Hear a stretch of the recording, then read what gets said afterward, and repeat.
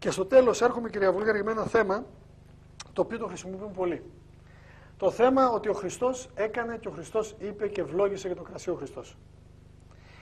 Δεν ξέρω ποια είναι η γνώμη σας, αλλά στην Αγία Γραφή, στη βίβλο, δεν διδάσκεται πουθενά η χρήση του κρασιού. Πουθενά. Ούτε σαν ποτό, ούτε σαν σύμβολο του αίματος του Χριστού. Στο γάμο της Κανά, κάτι έγινε εκεί πέρα. Στο γάμο της Κανά έχουμε, ο Χριστός έκανε το νερό ίνο. Αλλά με τη λέξη ίνο σήμερα εμείς εννοούμε το κρασί.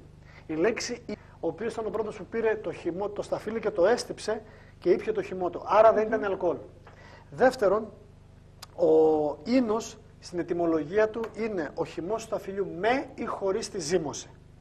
Στην αρχαία Ελλάδα χρησιμοποιούσαν διαδραστικά τη λέξη ίνος σε αρνητική έννοια όταν ήταν με ζύμωση και σε θετική έννοια ο μεστός και ο γλαυκός ίνος λέγονταν. Ο μεστός είναι ο μούστος που λέμε και ο γλαυκός ίνος αυτό που είχε υποστεί τη ζύμωση.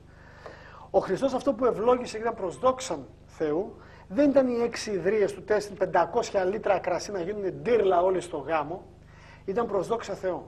Και μάλιστα ο αρχιτρίκλινος του είπε πρώτα δίνουν τον ένα τον ίνο και μετά δίνουν τον καλό τον ίνο. Εσύ το κάνεις ανάποδα, λέει. Ωραία.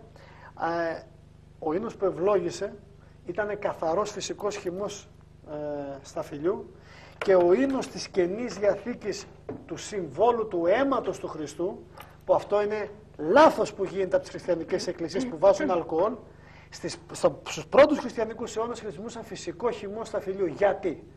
Γιατί το αλκοόλ είναι το αποτέλεσμα της ζύμωσης, της ζυμώσεως, κυρία Βούλγαρη. Η ζύμωση στην Αγία Γραφή συμβολίζει την αμαρτία. Ο Χριστός είπε προσέχετε από τη ζύμη των Φαρισαίων. Ο λίγο ζύμη κάνει όλο το φύραμα ένζυμο.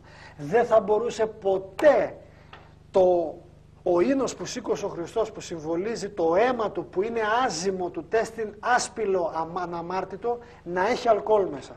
Δεν γίνεται. Είναι λάθος που το κάνει η Χριστιανική Εκκλησία και γιατί το κάνουν για άλλους λόγους, για οποιοδήποτε λόγο που εμένα δεν με ενδιαφέρει. Ωραία. Εάν δεν το αλλάξουν, δεν το κάνουν σωστά. Δεν πάνε να είναι οι αποφάσεις όλων των πατριαρχών, λάθος είναι.